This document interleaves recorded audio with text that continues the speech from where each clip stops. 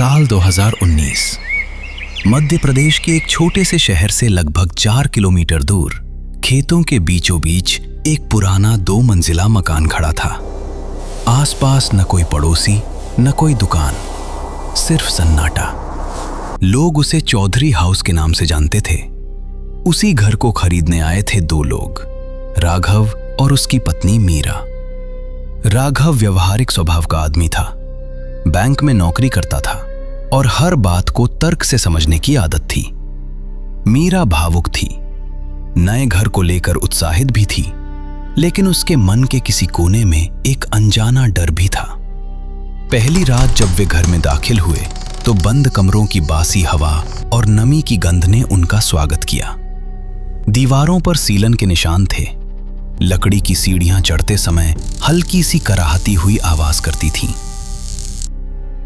दिन शांत बीता।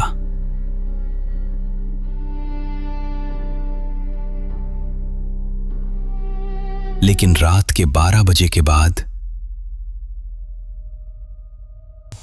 ऊपर वाली मंजिल से लकड़ी घिसने जैसी धीमी आवाज सुनाई दी, जैसे कोई बहुत धीरे धीरे चल रहा हो।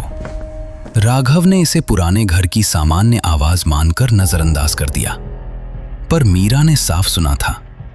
वो आवाज सीढ़ियों के पास आकर रुक गई थी, जैसे कोई नीचे उतरने से पहले ठहर गया हो।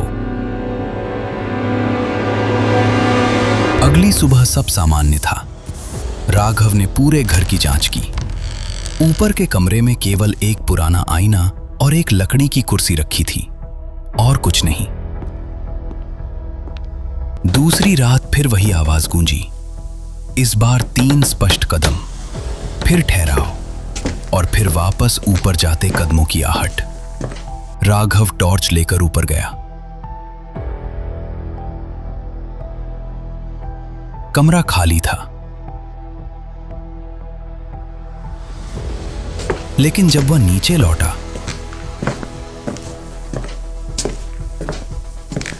तो मीरा का चेहरा पीला पड़ चुका था,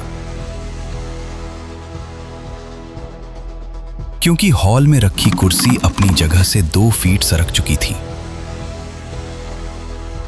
तीसरी रात राघव ने जागकर देखने का फैसला किया। रात के ठीक 2:17 बजे फिर से आहट हुई। इस बार सिर्फ चलने की नहीं, जैसे कोई दीवार पर उंगलियां घुमा रहा हो। खुरचने की धीमी आवाज। राघव सीढ़ियां चढ़ने लगा। बीच तक पहुंचते ही आवाज अचानक बंद हो गई।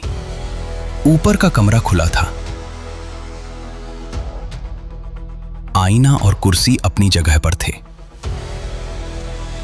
लेकिन आईने पर हल्की धुंध जमी हुई थी, जैसे किसी ने अभी अभी उस पर सांस छोड़ी हो। अगली सुबह मीरा ने बताया कि जब राघव ऊपर गया था तब सीढ़ियों के कोने में उसे एक साया दिखाई दिया था।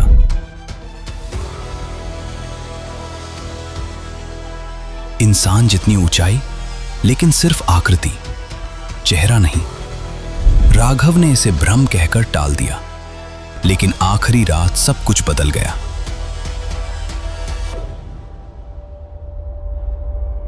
तेज हवा के साथ बिजली चली गई।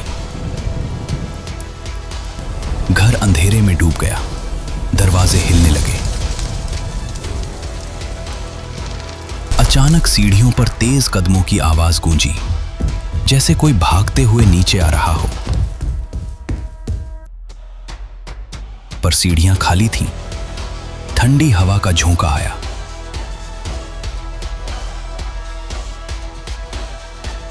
आईने के सामने रखी कुर्सी अपने आप हिलने लगी, धीरे धीरे, फिर थम गई। राघव ने टॉर्च की रोशनी सीढ़ियों पर डाली और उसने पहली बार देखा, सीढ़ियों के बीचों बीच एक आधा धुंधला साया खड़ा था, सिर झुका हुआ। साया धीरे से मुड़ा और सीधे आईने की ओर बढ़ा। अचानक आईना बिना किसी बाहरी चोट के चटक गया। दरार के बीचों बीच ऐसा लगा जैसे कोई आकृति अंदर खड़ी हो। और फिर सब शांत। बिजली लौट आई। सीढ़ियां खाली थीं।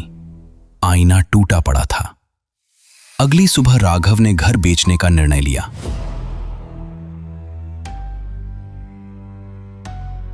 जब वो कागजात देख रहा था तो उसे एक पुराना दस्तावेज मिला। पहले मालिक का मृत्यु प्रमाण पत्र, नाम अरविंद चौधरी, मौत का कारण सीढ़ियों से गिरकर मृत्यु, समय रात 2:17 बजे, और उस रात घर में सिर्फ 2 लोग थे, अरविंद चौधरी और उसकी पत्नी। पत्नी का नाम था मीरा चौधरी। राघव के हाथ से फाइल गिर गई। उसने धीरे से सिर उठाकर मीरा की ओर देखा।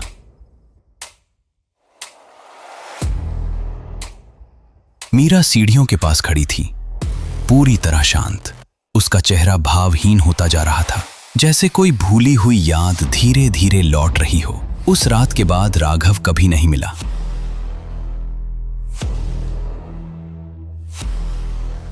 पुलिस रिपोर्ट में सिर्फ इतना दर्ज हुआ, घर के अंदर किसी तीसरे व्यक्ति के होने का कोई प्रमाण नहीं मिला। चौधरी हाउस फिर से खाली हो गया। लेकिन लोग आज भी कहते हैं, हर रात 2:17 बजे सीढ़ियों पर 3 कदमों की आवाज आती है, फिर ठहराव, और फिर वापस ऊपर लौटती आहट, और घर अब भी अपने आखिरी मेहमान का इंतजार कर रहा है।